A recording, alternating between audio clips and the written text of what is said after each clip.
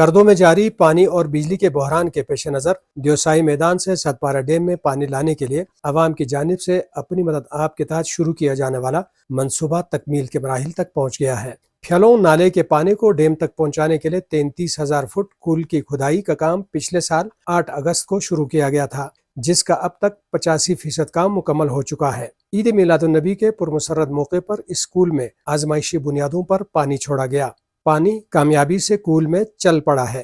اس تاریخی مرحلے پر اس منصوبے کے روح رواں آغا سید باقر الحسینی کی سربراہی میں علماء، اکابرین اور میڈیا کے نمائندے دیوسائی میں پھیلون نالے پر موجود تھے۔ حکومت نے ستپارہ ڈیم کو اسکردو میں آبپاشی، پینے کے پانی اور پن بجلی کی ضروریات پورا کرنے کے لیے بنایا تھا، مگر شتو نالے کا منصوبہ ترک کرنے کے باعث ڈیم سے مطلوبہ نتائج حاصل نہ ہو سکے، جس پر لوگوں نے اپنی مدد آپ کے تحت یہ منصوبہ شروع کیا۔ منصوبے پر 2 سے 3 ارب روپے تک لاگت آنے کا تخمینہ ہے۔ اب تک عوام کی جانب سے 9 کروڑ روپے اس منصوبے کے لیے جمع کیے جا چکے ہیں۔ واٹر ڈائیورژن کے اوپر ہم نے جو ایک قدم اٹھایا تھا، آج الحمدللہ ہم چیکنگ کے عنوان پر ہم نے تقریباً کوئی 2-2.5 کلومیٹر پر چینل پر ہم نے آج پانی چھوڑا۔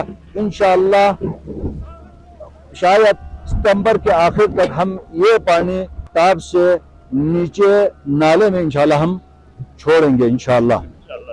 24 سال سے ہمیں اس چیز کے پیچھے لگایا ہوا تھا کہ شتو نالا، اس کے اوپر حکومت کے طرف سے مختلف سروے، مختلف بہانے سے شاید اربوں روپے اس چیز کے اوپر خرچ ہوا تھا، لیکن آج تک ہمیں اس کا کوئی فائدہ ہمیں نہیں ملا۔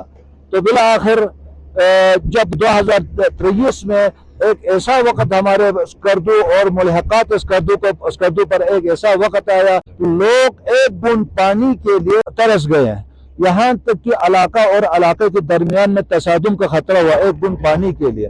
جب یہ حالت ہم نے دیکھا تو مرکزی جامع مسجد اسکردو میں 26 مئی 2023 کو بندے حقیر نے ایک اعلان کیا اور لوگوں سے مشورہ لیا کہ ہم کب تک حکومت پاکستان کے اوپر ہم کب تک انتظار کرتے رہیں گے کہ شتو نالے کے ہم انتظار کریں گے۔